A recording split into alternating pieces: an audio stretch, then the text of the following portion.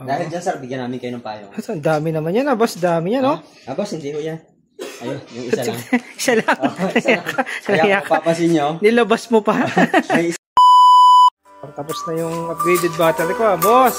hello, boss. Magandang gabi. Yan na ba yung upgraded na battery, Dynes? Yes po. Ayan, so nakakabit na yung ating 14.3 kilowatt na battery. So dati, sir, yung nakakabit nyo dito is only 100 ampere hour. So ito ngayon is 280. Uy, okay. This is times 3 sa capacity nung dati nyo nakakabit. Times 3. Ayos. So, ayun, sir. Masaya kami na nakapag-upgrade na kayo from 5 kilowatt to 14 kilowatt. Dahil dyan, sir, bigyan namin kayo ng payo. Ang dami naman yan, boss. Dami yan, no? Boss, hindi ho yan. Ayun, yung isa lang. Isa lang. Isa lang. Kaya kung papasin nyo. Nilabas mo pa. May strap yan, sir. Ayos, talagang quality.